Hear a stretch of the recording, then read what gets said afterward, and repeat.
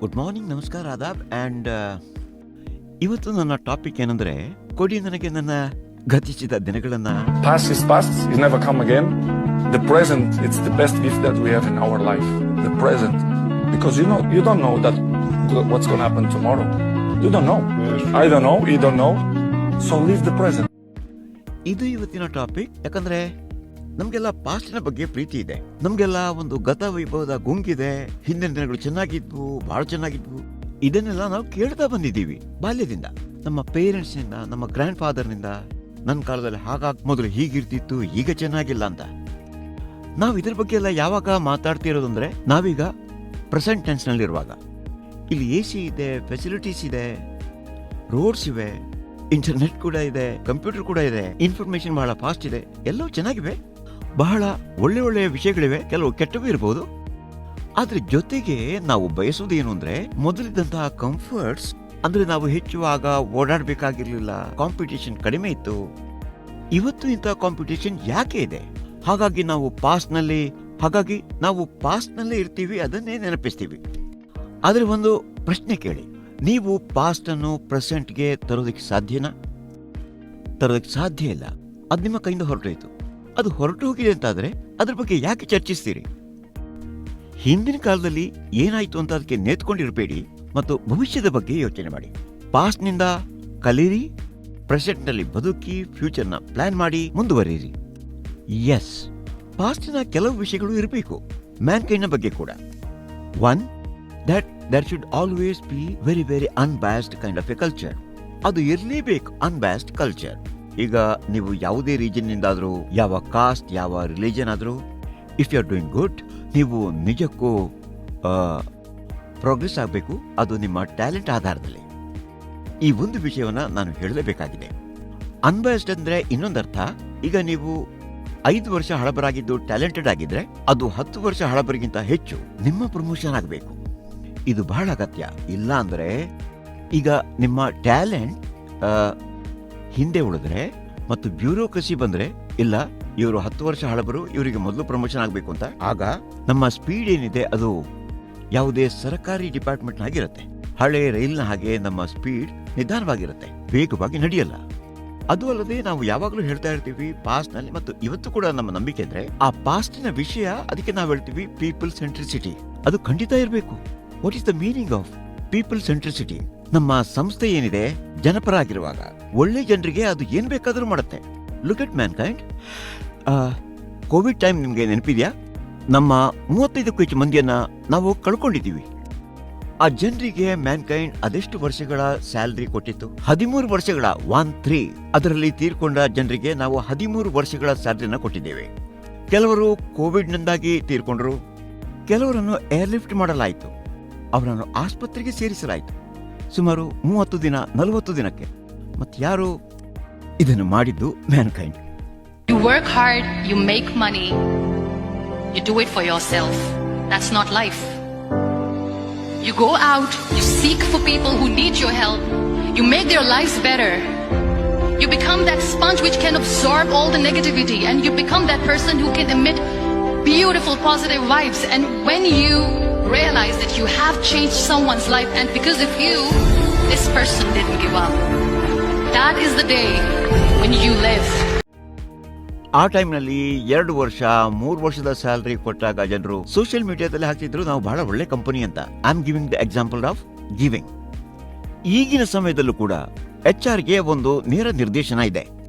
ಯಾವುದೇ ವ್ಯಕ್ತಿಗೆ ಏನೇ ಆದರೂ ಕೂಡ, ಆಕ್ಸಿಡೆಂಟ್ ಆದ್ರೆ, ಏನೋ ದುರ್ಘಟನೆ ಆಗಿ ಯಾವುದೋ ಆಕ್ಸಿಡೆಂಟ್ ಇಂದ ಡೆತ್ ಆದ್ರೆ, ಈಗಂತೂ ಭಾರಿ ಪ್ರಮಾಣದಲ್ಲಿ ಹಾರ್ಟ್ ಫೇಲಿಯರ್ಸ್ ಆಗ್ತಿವೆ. 43 ವರ್ಷದವರು, 35 ವರ್ಷದವರು ತಮ್ಮ ಈಟಿಂಗ್ ಹ್ಯಾಬಿಟ್ಸ್ ನಿಂದಾಗಿ, ನಿಷ್ಕ್ರಿಯ ಜೀವನ ಶೈಲಿಯಿಂದಾಗಿ ತೂಕ ಹೆಚ್ಚಾಗಿ ಸಾಯ್ತಾ ಇದ್ದಾರೆ. ನಾವು ಈ 2 ಬಗ್ಗೆ ಮಾತಾಡ್ತಾ ಇರ್ತೀವಿ. ನೀವು ನನ್ನನ್ನು ಯಾವತ್ತು ಭೇಟಿಯಾದ್ರೂ ನಾನು 2 ವಿಷಯಗಳ ಬಗ್ಗೆ ಹೇಳ್ತಾ ಇರ್ತೀನಿ. ನಿಮ್ಮ ವೆಯ್ಟ್ ಅನ್ನ ಕಡಿಮೆ ಮಾಡ್ಕೊಂಡ್ರಪ್ಪ ಅಂತ, ಹೆಲ್ಮೆಟ್ ಧರಿಸಿ ಅಂತ, ಆಕ್ಸಿಡೆಂಟ್ ಇಂದ ಪಾರಾಗಿ ಸೇಫ್ ಆಗಿ ಚಲಿಸಿ ಮತ್ತು ವೆಯ್ಟ್ ಕಡಿಮೆ ಮಾಡಿ, ನಿಮ್ ಬಗ್ಗೆ ಕಾಳಜಿ ವಹಿಸಿ. ಈ ಕಾರಣದಿಂದ ಯಾವುದಾದ್ರೂ ಅನ್ಫಾರ್ಚುನೇಟ್ ಇನ್ಸಿಡೆಂಟ್ಸ್ ಆದ್ರೆ HR ಗೆ ಸ್ಟ್ಯಾಂಡಿಂಗ್ ಇನ್ಸ್ಟ್ರಕ್ಷನ್ಸ್ ಕೊಡಲಾಗಿದೆ. 2-3 ದಿನಗಳಲ್ಲಿ 72 ಗಂಟೆ ಒಳಗೆ ಮ್ಯಾಕ್ಸಿಮಮ್ ಲೆಟರ್ ಅನ್ನು ಆ ಕುಟುಂಬಕ್ಕೆ ಕಳಿಸಿಕೊಡಬೇಕು, ತೀರ್ಕೊಂಡವರ ಕುಟುಂಬಕ್ಕೆ. ಅವರಿಗೆ ಏನ್ ಸಿಗುತ್ತೆ ಅಂತ. And what ever best should be done can be done should be done. ಯಾರಿಗೂ 50 ಲಕ್ಷ, ಯಾರಿಗೂ 60 ಲಕ್ಷ, ಯಾರಿಗೂ 40 ಲಕ್ಷ, ಏನಿಲ್ಲ ಅಂದ್ರೂ ಆ ಲೆಟರ್ ತಕ್ಷಣ ಹೋಗ್ಬಿಡ್ಬೇಕು. ಅವರ ಈ ಫಾರ್ಮಾಲಿಟೀಸ್ ಆಗಿಲ್ಲ, ಅದಾಗಿಲ್ಲ, ಅದೆಲ್ಲ ಆಗತ್ತೆ. ಯಾಕಂದ್ರೆ ಆ ತೀರಿ ಹೋದವರ ಕುಟುಂಬ ಯಾವ ಸ್ಥಿತಿಯಲ್ಲಿ ಇರುತ್ತೆ ಅಂತ ನಮ್ಗೆ ಖಂಡಿತ ಗೊತ್ತಿದೆ. ಹಾಗಾಗಿ ಇಮಿಡಿಯೇಟ್ಲಿ ಮಾಡಬೇಕು. ಇದಕ್ಕಿಂತ ಒಳ್ಳೆಯ ಪೀಪಲ್ ಸೆಂಟ್ರಿಕ್ ಎಕ್ಸಾಂಪಲ್ ನಾನು ಏನ್ ಕೊಡೋದಕ್ಕಾಗತ್ತೆ ನಿಮ್ಗೆ?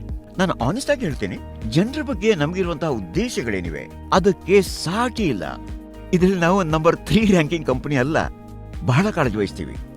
V are more than number 1. Intention ನಲ್ಲಿ, ಕೊಡೋದ್ರಲ್ಲಿ, ಜನರಿಗೆ ಕೊಡೋದ್ರಲ್ಲಿ we are always number 1 and would be number 1. ಯಾಕಂದ್ರೆ ನಾವು always believe that giving is actually taking. ನಾವು ಜನರಿಗೆ ಕೊಟ್ಟಾಗ ಅವ್ರು ನಮಗೆ ಹಿಂತಿರುಗಿ ಕೊಡ್ತಾರೆ. ಬಟ್ ಅಗೇನ್ ನಾವು ಯಾವಾಗಲೂ ಬಯಸೋದು ನಮ್ಮ ಒಳ್ಳೆ ಜನರು ಮುಂದುವರಿಬೇಕು ಅಂತ.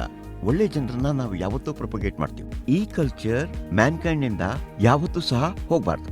ಇನ್ನೊಂದು ಕಲ್ಚರ್ ಇದೆ, ಎಸ್ ಮ್ಯಾನ್ ನ ಕಲ್ಚರ್ ಯಾವತ್ತೂ ಬರಬಾರ್ದು ಮ್ಯಾನ್ಕೈಂಡ್ ನೊಳಗೆ. ನಾನು ಅನೇಕ ಜನರ ಜೊತೆ ಮಾತಾಡಿದೆ. A yes man is a horrible man. He must be shunned.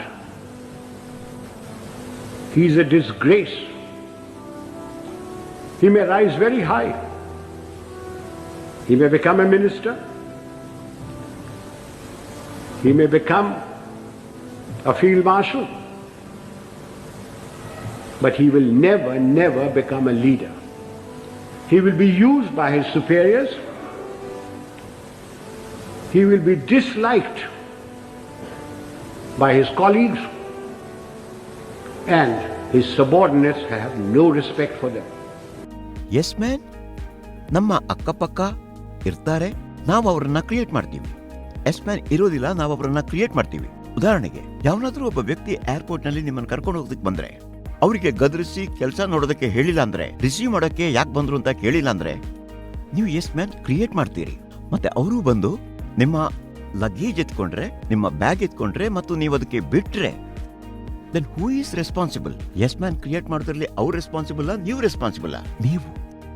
ಇದು ಪ್ರತಿಯೊಬ್ಬ ಮ್ಯಾನೇಜರ್ನ ಬೇಸಿಕ್ ಡ್ಯೂಟಿ ಆಗಿದೆ. Never ever let these things happen. ಈಗ ಈ ದೊಡ್ಡ ಜನರ ಹಾಗೆ ಕಾಣಿಸಿಕೊಳ್ಳುವ ಜನರ ಅಭ್ಯಾಸ ಏನಿದೆಯಲ್ಲ, ತಮ್ಮ ಸುತ್ತಲೂ ಜನರನ್ನ ಇಟ್ಕೊಳ್ಳುವ ಅಭ್ಯಾಸ, ದ್ಯಾಟ್ ಕ್ರಿಯೇಟ್ಸ್ ಎಸ್ ಮ್ಯಾನ್.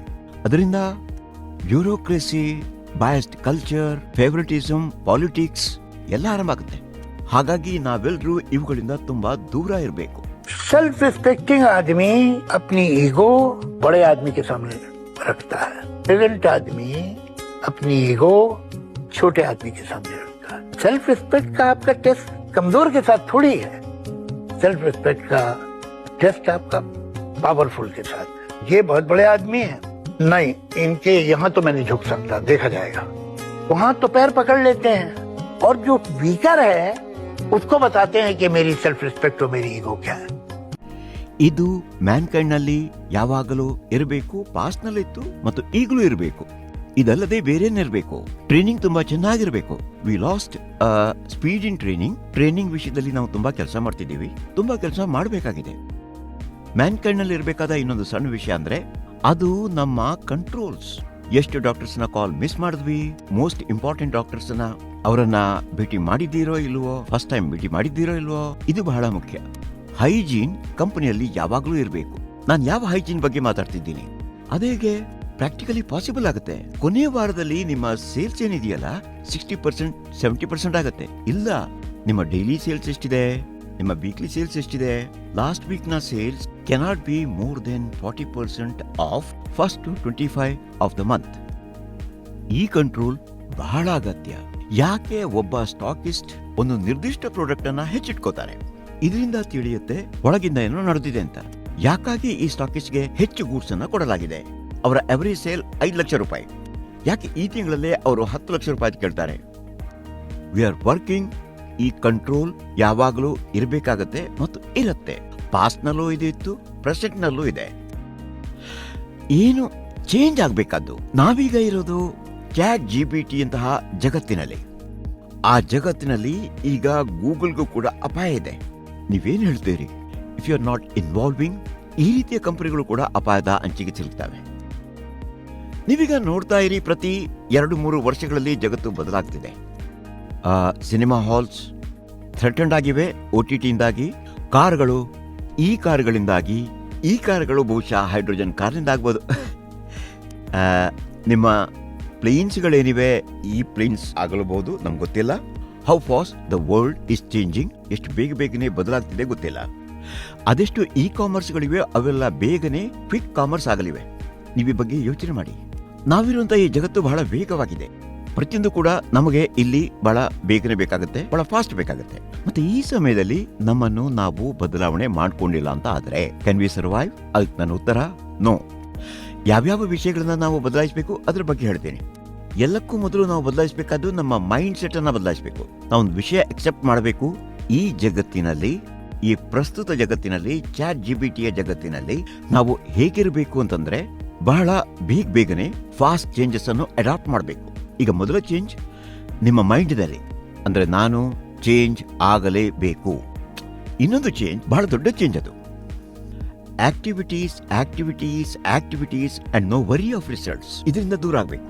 ಅಂದ್ರೆ ನೀವು ಎಂತಹ ಆಕ್ಟಿವಿಟೀಸ್ ಮಾಡಬೇಕು ಅಂದ್ರೆ ಅವು ನಿಮಗೆ ಒಳ್ಳೆಯ ರಿಸಲ್ಟ್ಸ್ ಕೊಡುವ ಹಾಗೆ ಇರಬೇಕು. ಈ ಮೊದಲು ನಾವು ಆಕ್ಟಿವಿಟೀಸ್ ಅನ್ನೇ ಮಾಡ್ತಿದ್ವಿ, ಮತ್ತೆ ನಾವೆಲ್ಲ ಸೈಂಟ್ಗಳಾಗಿದ್ದೀವಿ, ನಮಗಿಂತ ಚೆನ್ನಾಗಿ ಯಾರು ಮಾಡುವವರು ಇರಲಿಲ್ಲ. ಹಾಗಾಗಿ ಈ ಸ್ಥಿತಿ. ಇದು ಹೇಗೆ ಸಾಧ್ಯ? ನಾವು ಮಾಡಬೇಕಾದಂತಹ ಆಕ್ಟಿವಿಟೀಸ್, ಅವುಗಳ ರಿಸಲ್ಟ್ಸ್ ಕಾಣಬೇಕು. ರಿಸಲ್ಟ್ಸ್ ಕಾಣದೇ ಇರುವಂತಹ ಆಕ್ಟಿವಿಟೀಸ್ ಮಾಡಬಾರದು. GPE doctors will always B core of Mankind. ಆ ಬಗ್ಗೆ ಯಾವ ಸಂದೇಹವೂ ಇಲ್ಲ. ಆದ್ರೆ ನಿಮ್ಮಲ್ಲಿ ನಾನು ಕೇಳ್ತೇನೆ, ಇವತ್ತಿನ ದಿನದಲ್ಲಿ ಯಾವ ಡಾಕ್ಟರ್ಸ್ನ ಪ್ರಾಕ್ಟೀಸ್ ಹೆಚ್ಚಾಗ್ತಾ ಇದೆ? ಕನ್ಸಲ್ಟೆನ್ಸಿ ಮಾಡೋರದು, ಹಾಸ್ಪಿಟಲ್ ನಲ್ಲಿರುವಂತಹ ಕನ್ಸಲ್ಟೆಂಟ್ಸ್ಗೆ ಹೆಚ್ಚು, ಮತ್ತೆ ದೊಡ್ಡ ಕನ್ಸಲ್ಟೆಂಟ್ಸ್, ದೊಡ್ಡ ಕಾರ್ಪೊರೇಟ್ ಹಾಸ್ಪಿಟಲ್ ನಲ್ಲಿ ಇರುವಂತವರು. ಈಗ ಜಗತ್ತು ಆ ಕಡೆ ಹೋಗ್ತಿದ್ರೆ ನೀವ್ಯಾಕೆ ಹೋಗೋದಿಲ್ಲ? ನಿಮ್ಮ ಬಳಿ ಆ ಸ್ಕಿಲ್ಸ್ ಯಾಕೆ ಇರಬಾರದು? ನಿಮ್ಮ ಬೆಂಟ್ ಆಫ್ ಮೈಂಡ್ ಆ ರೀತಿ ಯಾಕೆ ಇರಬಾರದು? ನಾನು ಕೂಡ ಅದೇ ಡಾಕ್ಟರ್ಸ್ ಬಳಿಗೆ ಹೋಗಿ ಅವರಂತಹ ಪ್ರಾಡಕ್ಟ್ಸ್ ಅವರ ರೀತಿಯಲ್ಲಿ ಪ್ರಮೋಟ್ ಮಾಡಬೇಕು. ನಾನು ಯಾಕಾಗಿ ನಿಜಕ್ಕೂ ನಾನು ಆ ಮಟ್ಟಕ್ಕೆ ತರಬಾರದು? ನಾನು ಫ್ಯಾಂಟಾಸ್ಟಿಕ್ CMS ಕಂಡಕ್ಟ್ ಮಾಡುವ ರೀತಿಯ ಮಟ್ಟಕ್ಕೆ. ಸೈನ್ಸ್ ಬಗ್ಗೆ ನಾನು ಮಾತಾಡಬಹುದು, ನಾನು ಅಪ್ಗ್ರೇಡ್ ಮಾಡಬಹುದು. ಎಲ್ಲಿ ತನಕ ಈ ಎಲ್ಲ ವಿಷಯಗಳ ಬಗ್ಗೆ ನಾನು ಹೋಗೋದಿಲ್ವೋ ನಾನು ಮುಂದುವರಿಯೋ ಹಾಗಿಲ್ಲ. GPs ಇಂಪಾರ್ಟೆಂಟ್ ಅಲ್ಲ ಅಂತ ನಾನು ಹೇಳೋದಲ್ಲ. GPs ನಮ್ಮ ಸಿಸ್ಟಮ್ ನಲ್ಲಿ ಯಾವಾಗಲೂ ಇರಬೇಕು. ಅದ್ಯಾಕೆ? ಯಾಕಂದ್ರೆ ನಮ್ಮ ಕಂಪನಿಯಲ್ಲಿ 1500 ಮಂದಿ ಕೆಲಸ ಮಾಡ್ತಾರೆ ಈ ಡಿವಿಷನ್ ಅಲ್ಲಿ. ಬೇರೆ ಕಂಪನಿಗಳಲ್ಲಿ 300, 400, 500 ಜನ ಕೆಲಸ ಮಾಡ್ತಿರ್ಬಹುದು. ಬೈ ಡಿಫಾಲ್ಟ್ ನಮ್ಮ ರೀಚೇ ಆಗಿದೆ. ನಮಗಿಂತ ಹೆಚ್ಚಿನ ರಿಸ್ಕ್ ಯಾರಿಗೂ ಇಲ್ಲ. ಈಗ GPs ನಮ್ಮ ಬಳಿ ಯಾವಾಗಲೂ ಇರ್ತಾರೆ. ಆದ್ರೆ ನಮ್ಮ ಸ್ಕಿಲ್ ಸೆಟ್ ಕನ್ಸಲ್ಟೆಂಟ್ ನ ಕಡೆ, ಕ್ರಾನಿಕ್ ಪ್ರಾಡಕ್ಟ್ಸ್ ನ ಮೇಲೆ, ಲಾಂಗ್ ಟರ್ಮ್ ಪ್ಲಾನಿಂಗ್ ಮೇಲೆ ಹೆಚ್ಚಬೇಕು. ಅದು ಹೆಚ್ಚಿಲ್ಲ ಅಂತಂದ್ರೆ ಏನೂ ಆಗೋದಿಲ್ಲ. ಇನ್ನೊಂದು ವಿಷಯ, ಮುಂದಿನ ವಿಷಯ ಬಹಳ ಇಂಪಾರ್ಟೆಂಟ್. 12 ಕಾಲ್ ಮಾಡೋದು ಕೇವಲ ನನ್ನ ರೆಸ್ಪಾನ್ಸಿಬಿಲಿಟಿ ಮಾತ್ರ ಅಲ್ಲ. ನಾನು ಮೆಡಿಕಲ್ ರ್ಯಾಪ್ ಆದ್ರೂ ZM ಆದ್ರೂ 12 ಡಾಕ್ಟರ್ಸ್ ಅಲ್ಲಿ ಎಷ್ಟು ರಿಲೆವೆಂಟ್ ಡಾಕ್ಟರ್ಸ್, ಅವರನ್ನು ಕನ್ವರ್ಟ್ ಮಾಡೋದು. ನಾನು ಅವರಿಗೆ 5 ಪ್ರಾಡಕ್ಟ್ ಮಾಡಬೇಕಾ, 6 ಪ್ರಾಡಕ್ಟ್ ಮಾಡಬೇಕಾ, 10 ಪ್ರಾಡಕ್ಟ್ ಡಿಟೇಲ್ ಮಾಡಬೇಕಾ? As per the potentiality, as per the qualification, as per the profiling of the doctor. ಯಾರಿಗೋ 5 ಪ್ರಾಡಕ್ಟ್ಸ್ ಮಾಡ್ತೀವಿ, ಯಾರಿಗೋ 10 ಮಾಡ್ತೀವಿ. ಈಗ ಇದು ಹೇಗೆ ಸಾಧ್ಯ ಆಗುತ್ತೆ? ಯಾವುದೋ GP ಡಾಕ್ಟರ್ಸ್ಗೂ ನಾವು ಕ್ರಾನಿಕ್ ಪ್ರಾಡಕ್ಟ್ ಬಗ್ಗೆ ಹೇಳೋದು? ಯಾಕಂದ್ರೆ ಕ್ರಾನಿಕ್ ಗೆ ಹೋಲಿಸಿದ್ರೆ ಅವ್ರ ಆಕ್ಚುಯಲ್ ಡ್ರಗ್ಸ್ ಅನ್ನ 10 ಪಟ್ಟು ಬರೀಬಹುದು. ಹಾಗಿದ್ರೆ ಆಕ್ಚುಯಲ್ ಹೇಳಿ, ಕ್ರಾನಿಕ್ ಕೂಡ ಹೇಳಿ. All right. ಈಗ ಇದು ಪ್ರಾಕ್ಟಿಕಲಿ ಹೇಗೆ ಪಾಸಿಬಲ್ ಆಗುತ್ತೆ? ನಮ್ಮ ಎಲ್ಲಾ ರಿಸೋರ್ಸಸ್ ಆ ಡಾಕ್ಟರ್ ಬಳಿ, ಕ್ರಾನಿಕ್ ಇದು ಖರ್ಚಾಗುತ್ತೆ, ಅವರು ಆಕ್ಚುಲಿ ಬರೀಬಹುದು. ಈ ಮೈಂಡ್ ಸೆಟ್ ಬದಲಾಗಬೇಕು. ಮತ್ತೆ ಇವೆಲ್ಲ ಯಾಕಿದೆ ಅಂತಂದ್ರೆ, ನಾವು ಯಾವುದೇ ಪರಿಸ್ಥಿತಿಯಲ್ಲೂ ಕೂಡ ಡೇಟಾ ಇಲ್ಲದೆಯೇ ಕೆಲಸ ಮಾಡ್ತಾ ಇದ್ದೇವೆ ಕಳೆದ ದಿನಗಳಲ್ಲಿ. We should definitely add lot of inclination towards data. ನೀವು ಡೇಟಾ ಇಲ್ಲದೆ ಎಲ್ಲಿಗೆ ಹೋದರೂ ಕೂಡ, ಡಾಕ್ಟರ್ಸ್ ಬಳಿ, ಆಸ್ ಎ ಮ್ಯಾನೇಜರ್ ಮೆಡಿಕಲ್ ರ್ಯಾಪ್ನ ಬಳಿ, ಆಸ್ ಎ RM ನಿಮಗೆ ಒಂದಿನ ಸಿಗುತ್ತೆ. ಕೆಲಸ ಮಾಡುವಾಗ ಒಬ್ಬ ZM ಆಗಿ ನೀವು 3 ತಿಂಗಳಲ್ಲಿ 1 ಬಾರಿ ಕೆಲಸ ಮಾಡ್ತೀರಿ, 2 ಬಾರಿ ಮೀಟಿಂಗ್ ನಲ್ಲಿ ಸಿಗ್ತೀರಿ. ನೀವೇನ್ ಹೇಳ್ತೀರಿ ಅವರ ಮುಂದೆ? ಅಂದಾಜು ಹೊಡಿತೀರಿ. ಆಗ ನೀವು ಒಬ್ಬ ಇನ್ಎಫೆಕ್ಟಿವ್ ಕೈಂಡ್ ಆಫ್ ಮ್ಯಾನೇಜರ್ ಆಗ್ತೀರಿ. ಆ ಇನ್ಎಫೆಕ್ಟಿವ್ ನಿಂದ ನೀವು ಹೊರಗೆ ಬರಬೇಕು ಅಂತ ಆದ್ರೆ ನೀವು ಡೇಟಾವನ್ನು ಅರ್ಥ ಮಾಡ್ಕೋಬೇಕು. ಸೂಪರ್ ಮ್ಯಾನ್ ನಲ್ಲಿ ಗೋಯಿಂಗ್ ಫಾರ್ವರ್ಡ್ ನಾವು ನಿಮಗೆ ಬಹಳಷ್ಟು ಟ್ರೈನಿಂಗ್ ಕೊಡ್ತೀವಿ. ಸೂಪರ್ ಮ್ಯಾನ್ ನಲ್ಲಿ ಪ್ರತಿಯೊಂದು ಕೂಡ ಇದೆ. ನಿಮ್ಮ ಫೋನ್ ನಲ್ಲಿ ಇರುವಂತದ್ದು ನಿಮ್ಮ ಬಳಿ ಇದೆ, ಆ ಆಪ್ ನಲ್ಲಿದೆ. ನಾವು ಆ ರೀತಿಯ ಒಂದು ಆಫೀಸ್ ಕ್ರಿಯೇಟ್ ಮಾಡ್ತಿದ್ದೀವಿ. ನೀವು ಕೂಡ ಆ ಕಡೆ ಹೋಗಲೇಬೇಕು, ಇಲ್ಲಾಂದ್ರೆ ಕೆಲಸ ನಡೆಯೋದಿಲ್ಲ. ಈಗ ತಿಳ್ಕೋಬೇಕಾದಂತಹ ಮುಖ್ಯ ವಿಷಯ ಏನು ಅಂದ್ರೆ, ಉದಾಹರಣೆಗೆ ಈಗ ನೀವು ಇಂಗ್ಲೆಂಡ್ಗೆ ಹೋದ್ರೆ, ಲಂಡನ್ಗೆ ಹೋದ್ರೆ ಮತ್ತು ಹಿಂದಿಯಲ್ಲಿ ಮಾತಾಡಿದ್ರೆ ನಿಮ್ಮ ಮಾತನ್ನ ಅವರು ತಿಳ್ಕೋತಾರೆ ಅಂತ ನೀವು ಗ್ರಹಿಸಿದ್ರೆ ಅದು ನಿಮ್ಮ ಶುದ್ಧ ತಪ್ಪು ಕಲ್ಪನೆ. ಲಂಡನ್ ಅಲ್ಲಿ ನೀವು ಇಂಗ್ಲಿಷೇ ಮಾತಾಡಬೇಕಾಗತ್ತೆ, ಭಾರತದಲ್ಲಿ ಹಿಂದಿ ಮಾತಾಡ್ಬೋದು. That's very important. ಚೈನಾಕ್ಕೆ ಹೋದ್ರೆ ಚೈನಾದಲ್ಲೇ ಮಾತಾಡಬೇಕಾಗತ್ತೆ, ಆಗಲೇ ಕೆಲಸ ಆಗೋದು. ನೀವು ಚೈನಾದಲ್ಲಿ ವಾಸ ಮಾಡಬೇಕಿದ್ರೆ, ಲಂಡನ್ ಅಥವಾ ಅಮೆರಿಕಾದಲ್ಲಿರಬೇಕಾಗಿದ್ರೆ ಇಂಗ್ಲಿಷ್ ಕಲೀಲೇಬೇಕಾಗತ್ತೆ. ಮತ್ತೆ ಇಂಗ್ಲಿಷ್ ಕಲಿಯೋದು ನಿಮಗೆ ಪೇನ್ಫುಲ್ ಆಗಿರ್ಬೋದು, ಆ ಪೇನ್ ತಗೋಬೇಕಾಗತ್ತೆ. ನೀವು ಈ ಮಾಡರ್ನ್ ಟೈಮ್ನಲ್ಲಿ ಸಕ್ಸಸ್ಫುಲ್ ಆಗೋದಕ್ಕೆ ನೀವು ಡೇಟಾವನ್ನು ಅರ್ಥ ಮಾಡ್ಕೋಬೇಕು, ನೀವು ಕನ್ಸಲ್ಟೆಂಟ್ ಡಾಕ್ಟರ್ಸ್ ಅನ್ನು ಅರ್ಥ ಮಾಡ್ಕೋಬೇಕು, ನೀವು ದೊಡ್ಡ ಹಾಸ್ಪಿಟಲ್ಗೆ ಹೋಗೋದಕ್ಕೆ ಬೇಕಾದ ಸ್ಕಿಲ್ ಸೆಟ್ ತಿಳ್ಕೋಬೇಕು. ನೀವು ಅದನ್ನು ತಿಳ್ಕೊಂಡಿಲ್ಲ ಅಂದ್ರೆ, ಪೇನ್ ತಗೊಂಡಿಲ್ಲ ಅಂದ್ರೆ, ಹೌ ವಿಲ್ ಯು ಪ್ರೋಗ್ರೆಸ್? ಯಾಕಂದ್ರೆ ಪ್ರಾಮಾಣಿಕವಾಗಿ ಹೇಳ್ತೀನಿ, ನನ್ನ ಮಕ್ಕಳು ನನಗೊಂದು ವಿಷಯ ಹೇಳಿದ್ಲು and it's very very interesting. ನೋಡಿ, ಈಗ ನಿಮ್ಮ ಮಕ್ಕಳು ಯಾವತ್ತಾದ್ರೂ ಒಮ್ಮೆ ಪೇರೆಂಟ್ಸ್ ಅನ್ನ ಹೇಟ್ ಮಾಡಿಲ್ಲ ಅಂದ್ರೆ, ಮಕ್ಕಳು ಯಾವತ್ತಾದ್ರೂ ಪೇರೆಂಟ್ಸ್ ಅನ್ನ ಹೇಟ್ ಮಾಡಿಲ್ಲ ಅಂದ್ರೆ ಅದರ ಅರ್ಥ ಅವರ ಪೇರೆಂಟ್ಸ್ ಅವರನ್ನು ಸರಿಯಾಗಿ ನೋಡ್ಕೊಂಡಿಲ್ಲ ಅಂತ. ಮಕ್ಕಳು ಪೇರೆಂಟ್ ಅನ್ನ ಹೇಟ್ ಮಾಡೋದು ಅವರಿಗೆ ಪುಷ್ ಮಾಡಿದಾಗ, ಅವರನ್ನ ಕ್ರಿಟಿಸೈಸ್ ಮಾಡಿದಾಗ. ಮತ್ತೆ ನಾನು ಅದ್ರ ಬಗ್ಗೆ ತುಂಬಾ ಯೋಚನೆ ಮಾಡಿದೆ. It was very very effective. ಪ್ರತಿಯೊಬ್ಬ ಗ್ರೇಟ್ ಲೀಡರ್ ಅನ್ನ ನೋಡಿ, ಬಹಳ ಎತ್ತರಕ್ಕೆ ಏರಿದಂತವರು, ಅವರದನ್ನ ಹೇಳ್ತಾರೆ. ನೀವೊಬ್ಬ ಪರ್ಟಿಕ್ಯುಲರ್ ಲೀಡರ್ ನ ನೋಡಿ, ಇನ್ವಿಡಿಯಾದ chairman. People with very high expectations have very low resilience.